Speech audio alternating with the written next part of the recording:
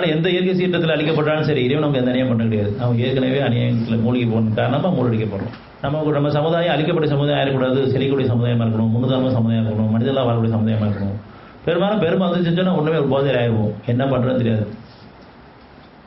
அந்த போதையில் தானே கடவுள்னு சொல்ல கூட ஆயிடுவோம், அல்லது பார்க்கறோன்னா கடவுள்னு சொல்லிடுவோம். இதை ஒருத்தன் தான் சொல்லிட்டு மனசாட்சி அறிவிக்க, மனசாட்சிக்கு புறமா எவ்வளோ காரியங்கள் செய்ய முடியும் அவ்வளோ செஞ்சுடுவோம்.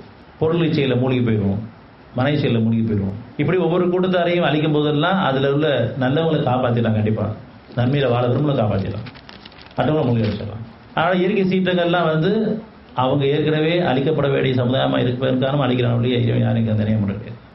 41:15-16 அன்றையும் ஆது சமூகத்தார் பூமியில் அநியாயமாக பெருமெடுத்துக் கொண்டு எங்களை விட வலிமை மிக்கவர் யார் என்று கூறினார்கள்.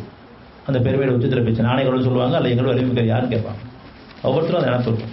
அவர்களை படைத்த அல்லாஹ் நிச்சயமாக அவர்களை விட வலிமை மிக்கவன் என்பதை அவர்கள் கவனித்திருக்க வேண்டாமா? இன்னும் அவர்கள் நம்முடைய தம் அத்தாட்சிகளை மறுத்தவாறே இருந்தார்கள். ஒவ்வொரு காலகட்டத்திலையும் தூதர்கள் வந்து நீங்கள் பெருமை கொள்ளாதீங்க, நீங்கள் புறாம்படாதீங்க, நீங்கள் அவசரப்படாதீங்க, நீங்கள் கோவப்படாதீங்க எல்லாம் சொல்லிட்டு இருக்காங்க. இறைவனுக்கு இணை வைக்காதீங்க, ஆனாலும் மறுத்துடுறாங்க. முன்னோர்கள் மூலவழியை பின்பற்றாதீங்க, இறைவன் உணர்த்துக்கங்க, தேவையை திரும்புங்க. இது ஒவ்வொரு தூதரும் ஒரு நபிமாரும் வரும்போதெல்லாம் இந்த சத்தியத்தில் சொல்கிறாங்க.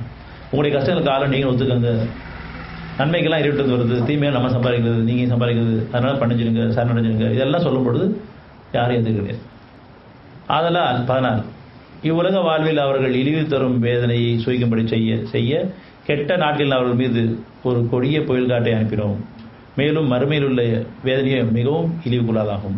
அன்றியும் அவர்கள் உதவி செய்யப்பட மாட்டார்கள். இப்படி ஒவ்வொரு காலகட்டத்திலையும் பெருமை உணர்வு காரணமாக, இறைவனுக்கு இணைப்பதன் காரணமாக, இன்னும் மனிதர்களுக்கு அநியாயம் பண்ணக்கூடிய காரணமாக, தமக்கு தான் அநியாயம் பண்ணுறது, மற்றவங்களும் சூழ்ச்சி செஞ்சு அநியாயம் பண்ணுறது. அப்போ இறைவன் அவங்களை அழிக்கிறான். ஏன்னா தானும் கேட்டு மற்றவங்களுக்கு எடுக்கும் பொழுது, அதில் வர மீறும் பொழுது, அப்போ இறைவன் அவங்களை அழிக்கிறான்.